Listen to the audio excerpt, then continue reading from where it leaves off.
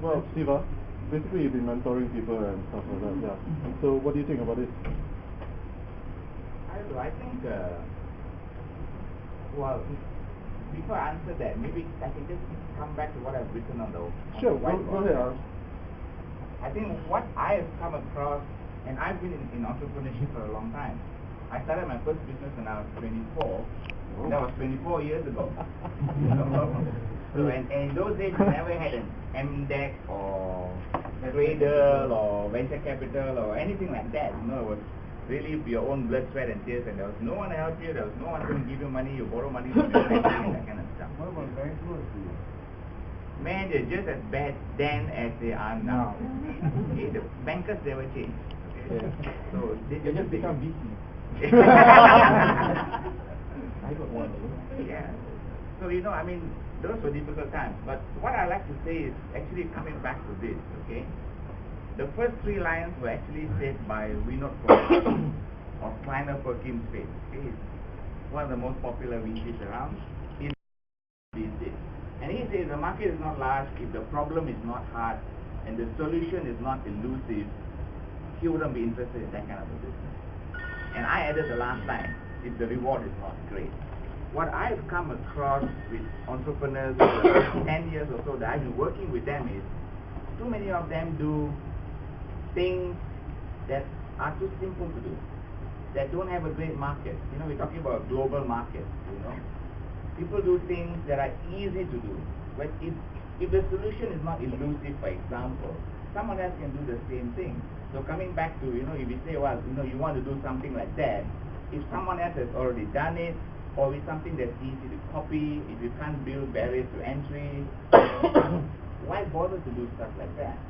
If you really want to be a successful entrepreneur, this is a good mantra to have, you know. First of all, you know, for whatever you're doing, is it a large market? I mean, with the internet, you know, the world is a market. It's a global market, you know. But I still come across entrepreneurs who are trying to do stuff for Malaysia with the internet. I cannot get that point across. You know, I mean, why would you do something for Malaysia if it's the internet? I'm guilty of that actually. Because we're starting this website called Malaysia Entrepreneurs, and it's for Malaysia. So. If that's not a business model, then yeah, but we're hooking up with the guy from Singapore Entrepreneurs over there. Exactly. Yeah. You know. So I think, you know, coming back to what Roslan said, you have to think big, really. You know. And I think too many Malaysians, I don't know why, you know, don't think big enough. You're always thinking small. You know, if it's not Malaysia, maybe you're talking about the region, Southeast Asia, something like that. You know. But actually, is that always the case? Because I mean, I've interviewed a lot of entrepreneurs over the years, startups and all that, and I tend to find a common trait among them, including among MNC entrepreneurs, or MNC status of Malaysia entrepreneurs, is that they always, all of them have got a foreign market. All of them generally have both addressed foreign and local markets. Some more foreign than even Malaysian.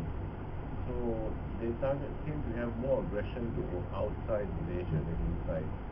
I mean, people like Nerco Park and all these people, most of them are looking overseas. And that's why they're successful. I'll give you some other numbers. I got for last year about 117 pre-seed recipients. So far, only 5, the first 3 batches, only 5 have made it overseas with 150K. Which are them? It's about 40 companies over. Oh, okay. Yeah? But about 5 of them, 5 to 6 of them combined are already making about 2 to 4 million US combined. Only how many go overseas? About 4 or 5. Right? And what's the rest of them? What are they doing? They're still struggling. They're still thinking, I need to bring this product to market. I'm telling them, bring it to market lah, but I need to get my product perfect. I say, even Microsoft is not a perfect product lah, brother.